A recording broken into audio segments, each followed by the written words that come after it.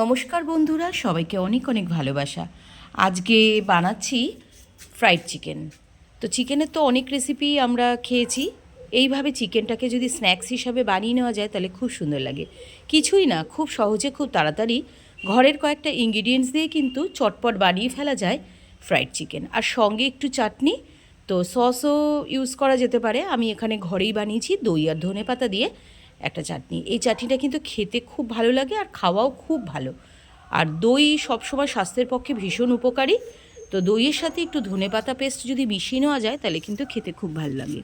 চিকেনটাকে খুব ভালো করে ফ্রেশ করে ধুয়ে নিতে হবে প্রথমে। তারপর তার মধ্যে একটু টক দই, একটু নুন, 1 চামচ মতো সর্ষের তেল, আর আমি এখানে দেখো ধনেপাতা, কাঁচা লঙ্কা, কালো জিরে একটু সামান্য দিয়ে, একটু নুন, একটু লেবুর রস দিয়ে এটাকে আমি পেস্ট বানিয়ে রেখেছি। তো তারই কিছুটা অংশ আমি চিকেনের সাথে ভালো করে মাখিয়ে দেবো ম্যারিনেশন করবার জন্য। তো এটাতে কি হয়, ধনেপাতার একটা খুব সুন্দর ফ্লেভার আসে আর খেতে একটু অন্যরকম লাগে। আর একটা পাত্রে আমি এখানে বেশ কিছুটা কর্নফ্লাওয়ার আর তার অর্ধেক ময়দা, একটু লঙ্কার গুঁড়ো আর একটু নুন দিয়ে ভালো করে মিশিয়ে রেখেছি।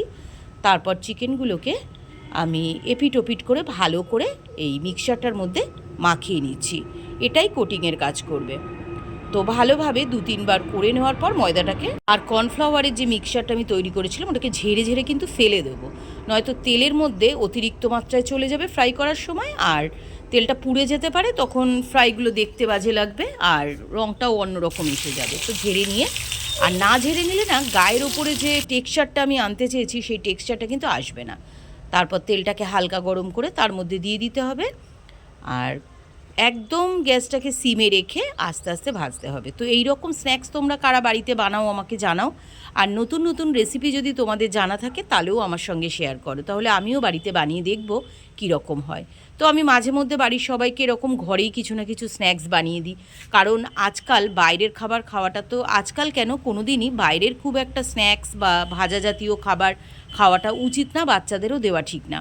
তো বাড়ির সবার বাড়িতেই তো বাচ্চা বয়স্ক রয়েছে এবং তাদেরও তো খেতে ইচ্ছা করে এইগুলো। তো আমরা যদি বাড়িতে এইভাবে ওদেরকে বানিয়ে দিই তাহলে কিন্তু খুবই সুন্দর হয়।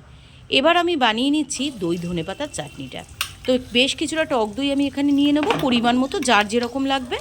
আমার যেটুকু দরকার আমি সেটুকু নিয়েছি। আর আগে যে ধনেপাতার পেস্ট আমি বানিয়ে রেখেছিলাম, একটু লেবু রস, কাঁচা লঙ্কা, ধনেপাতা, কালো জিরে, ব্যাস আর কিছু না, এই কটা জিনিস দিয়েই আমি মিক্সচারটা তৈরি করেছিলাম, সেটা দইয়ের মধ্যে জাস্ট মিক্স করে দিচ্ছি। একদম ইজি ওয়ে, কিন্তু খেতেও অসাধারণ।